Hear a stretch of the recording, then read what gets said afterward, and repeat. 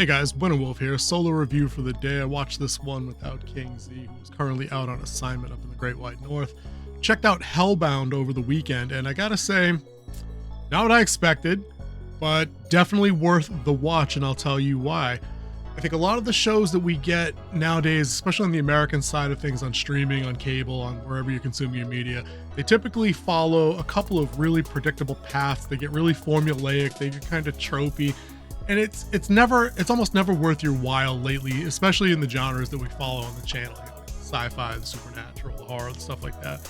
Hellbound hit a little different. The title cards and the description on Netflix don't really give you the truth, in my estimation, on what the show is really about. And I'll just do a quick breakdown here for you guys, and you guys go check it out. I tell you, if you get snowed in but your power stays on, it's worth a watch. It's 6 episodes. They're regular run times for like an HBO show, so you're like upwards of near an hour, and it's worth the investment. But Hellbound is a Korean show on Netflix.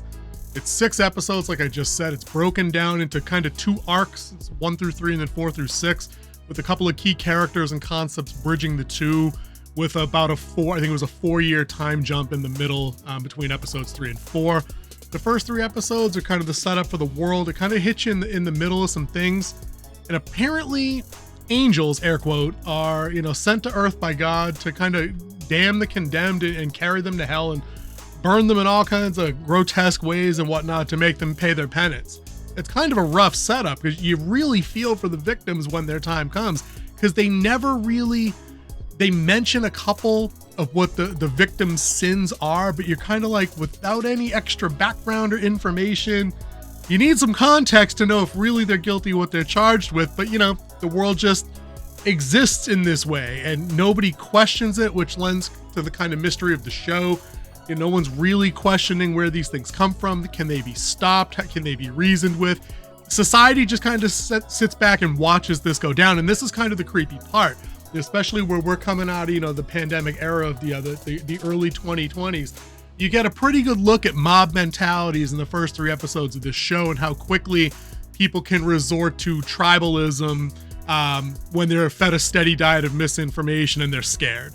So it was kind of an interesting take on that. There's a couple of really nifty real world tie-ins. There's a kind of a character who comes back in the second set of episodes who plays a prominent role as an influencer slash streamer who's kind of like live streaming his opinions on what's going on as they're watching the broadcasts of these people being, like I said, dragged to hell.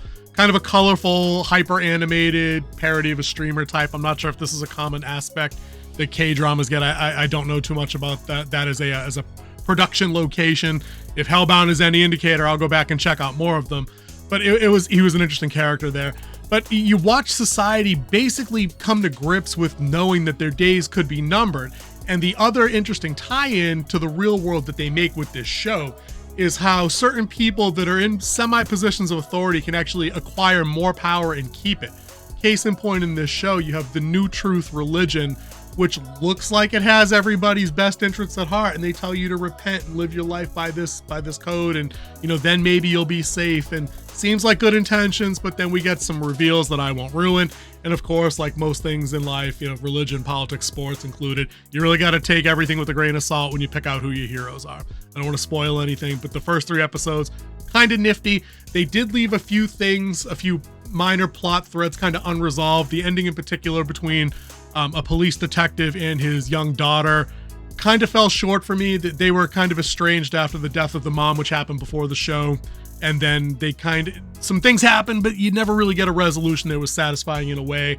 But they definitely set the table for episodes 4 through 6. Now, this is where it gets kind of sick.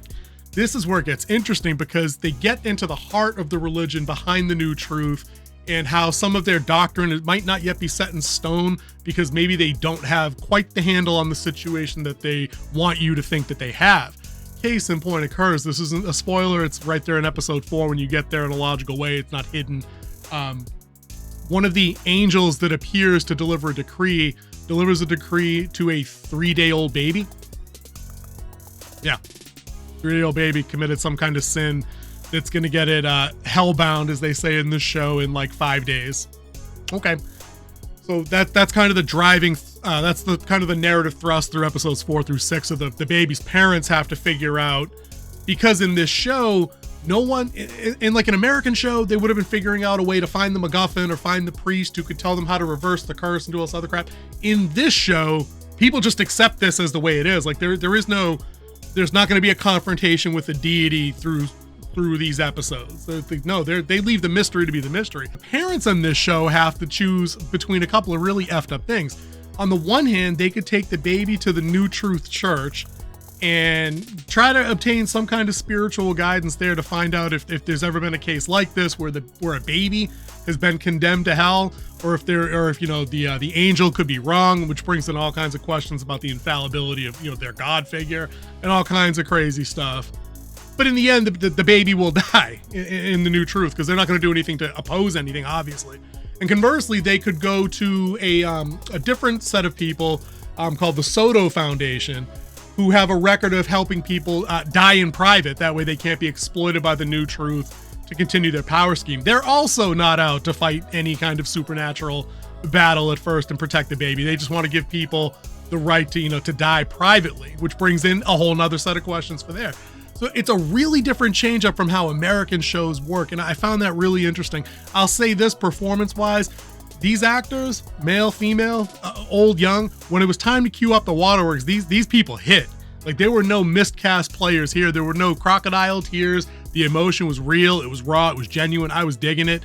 The second half of episodes definitely hit harder. As the parent of a young child myself, everything these parents did down the stretch to protect their child, that's exactly what good parents would do. And the ending kind of reflects that. I won't spoil it, but you guys should definitely check that out. Overall, out of 5, I would say the very interesting show. I read last night that it is getting opted for a season 2, and I'm here for all of that. Very cool, very big change of pace for the kind of stuff I usually watch, but I'd seen the title card kicking around on Netflix since like 2021. It looked interesting, so I finally gave it a shot. And that would be my advice to you guys. If you've seen it on the front page of Netflix, if you like things in the thriller, supernatural, horror, like those kind of veins, don't let the subtitles throw you off. Americans, I know I feel you on this one. You just got to get it as an acquired taste. Read quick, watch the show. It's easy to do. You'll struggle with the names like I did, but it's okay because the characters are super memorable.